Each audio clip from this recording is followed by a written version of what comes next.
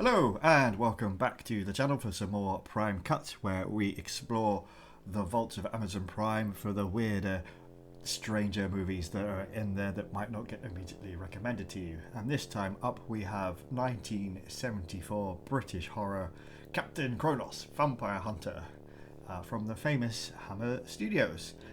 With this film they were actually trying to branch out a little bit and build up some more franchises away from their traditional Dracula and other monster fare.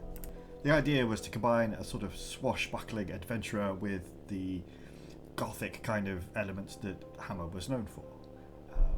Anyway, so far we've had some girls getting the life sucked out of them in the woods, and we've met Captain Kronos here, and he has come across Carla, who has been punished for dancing on a Sunday. Carla, played by Caroline Munro, who became quite a famous actress in the kind of world of cult film. Anyway, we cut to some more villagers, their daughter having just had a birthday where she's come of age. She goes out, she comes back, but oh no, she's had the life sucked out of her and has become an old woman. But Captain Kronos eventually encounters the villagers and agrees to help them. The captain is played by Horst Janssen, but he's actually dubbed over by Julian Holloway, which gives the performance a bit of a strange air to it. But he connects up with the local doctor and his assistant, and they start to work out what's going on, and things seem to be sort of connected to the local noble family. Be prepared for lots of shots of woods. A lot of time is spent in the woods in this film. It feels like quite a cheap production overall. Attacks continue and the team come up with various schemes to try and trap the vampires or hunt them down and find out what's going on. The doctor, meanwhile, pays a visit to the children on the local noble family, and we're made to think that they're most likely behind the events.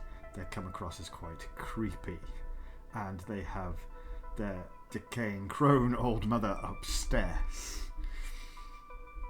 Overall, it's not a film that really works very well. I'm not surprised we didn't get any more installments. The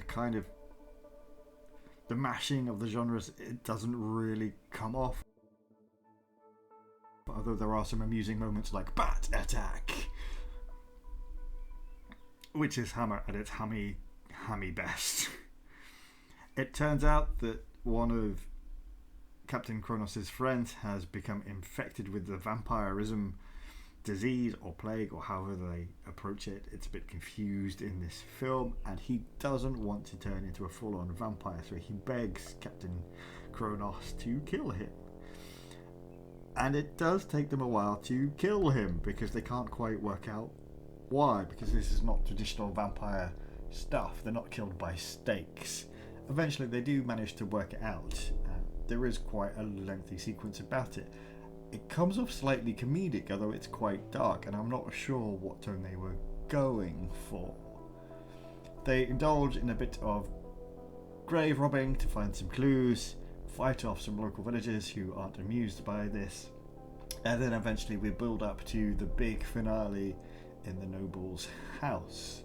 And it turns out that the children, rather than being guilty, are equally surprised that it turns out that the vampires marauding around the countryside are their parents. It's their mum and dad. Up until this point, we thought the dad was dead, and the mother, obviously, we saw earlier, old in bed, but now she has become youthful again, having drunk enough lifeblood out of poor young girls.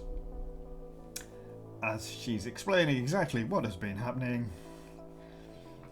Captain Kronos arrives because he's ready to spring his trap, because he had sent Carla in as bait, it turns out. Scuffles and fighting ensue, and they try to go for that kind of Errol Flynn style of sword fighting, but they don't quite pull it off. And then Captain Kronos, his work done, leaves, the intent being that he would go on another adventure, but we never did see that adventure. I did laugh at the end because he has fallen for Carla, but he just kind of leaves, and she's like, "Alright then, bye, catch you later." It's a very strange end to the movie. Yeah, it was Hammer trying to do something a bit different. They were entering a period where they were really struggling financially, but it just does not work. It doesn't help that the main character just comes off as a jerk, really. He's not a cool, exciting swashbuckler. He's just a bit of a git. Yeah, that's Captain Kronos. Watch it if you're a Hammer Studios aficionado, but otherwise, yeah, I'd skip this one. We'll be back with some more Prime Cutz soon.